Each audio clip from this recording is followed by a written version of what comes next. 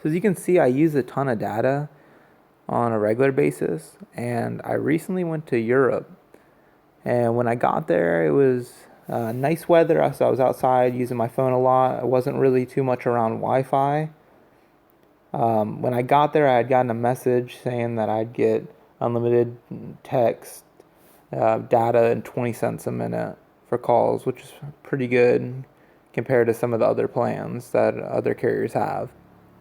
I got a zero point 0.10 megabytes download and zero point 0.11 megabytes upload, which is enough to check your email and a few other things. Not You can't really watch YouTube on that. You can if you wait for it to buffer for a while, but not like you normally would. So I got there, I checked the speeds, and I used quite a bit of data for being on 2G speeds.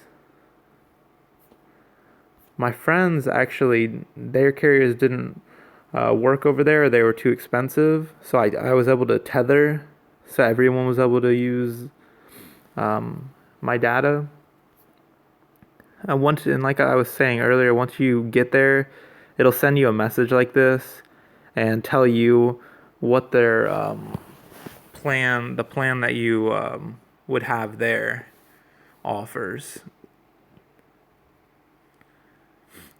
So I tested it again.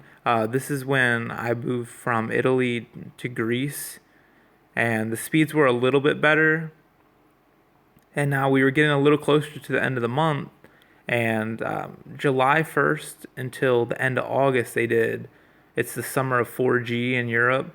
So basically, all throughout Europe, you get a lot faster speeds. Even if you're not on 4G, you get faster speeds than the 128 kilobytes that they offer normally for free. So, yeah, that's the weather. That was what the weather looked like in Greece. And then I did a test, and speeds were a lot faster. This is once the 4G kicked in, I was getting almost 15 megabytes, and then with this, I'm able to do pretty much anything. Stream YouTube, and the internet was a lot faster.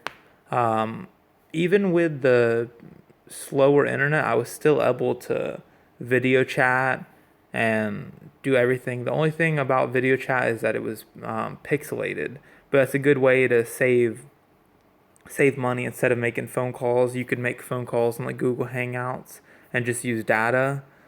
So that's what I got right there. There was the second message saying that when I was in Greece, I'd get 4G LTE speeds. So that was an awesome deal, just because of, the amount of data that you can use for the price. My friend that was with me, their plan, AT&T, they paid an extra $50, and they got $1 per minute calls, unlimited text, and 100 megabytes of data, which, as everyone knows, 100 megabytes of data is really not enough to do much anything.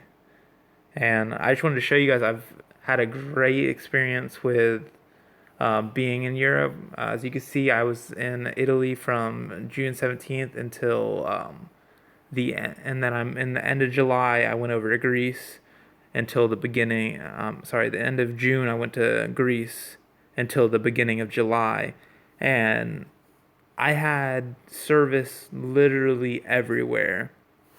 Um, in Greece, they use there's a few carriers, but the three main ones that I used were Vodafone, um, they have the Wind network, and yeah, there's one more I can't remember, but basically I had coverage everywhere I went. There was never a point where I wasn't able to, make phone calls, check my email, and read the news.